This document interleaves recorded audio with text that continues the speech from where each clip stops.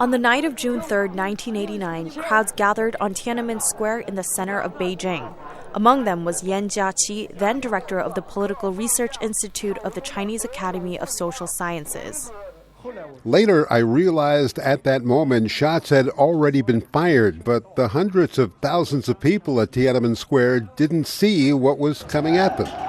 Armed troops and military vehicles advanced toward the protesters on Tiananmen Square from different directions outside the city. Those in the square had no idea what was approaching them. And around midnight, Yan returned home.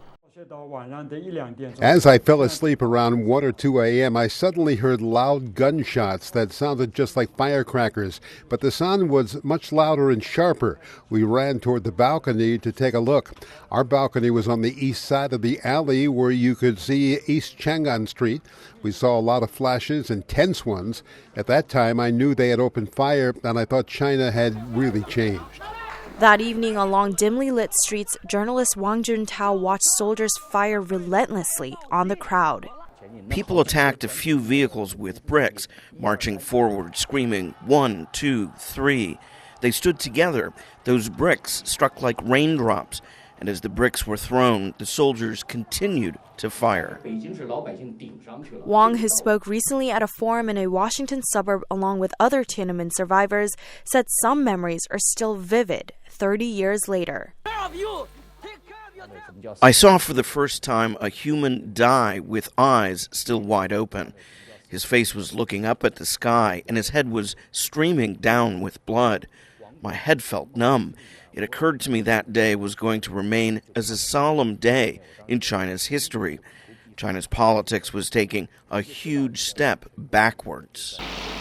On the night of June 3rd, when Peking University student Wang Dan heard that troops had opened fire, his initial reaction was disbelief. From payphones on Chang'an Street, students called each other to spread the news that the government troops had opened fire at protesters. When the calls first came in, I still didn't believe what was said. But later, as calls increased, I realized it must be true. For 2 or 3 days, I had absolutely no thoughts because, your brain turns numb with big shocks. Looking back at Tiananmen, Xiao, who is now living in exile in the U.S., says the fallout from Tiananmen among China's leaders shaped the country's politics in the years that followed. A small faction of hardliners took power, he said, and have kept it, handing it off to their children who are known as princelings. The current political and economic systems were formed as princelings came to power. All of China's assets are in the hands of 200 families, which has led to their economic development at the total cost of the environment. Yan Jiaqi says the government's inability to own up to what happened that night continues to hold the country back.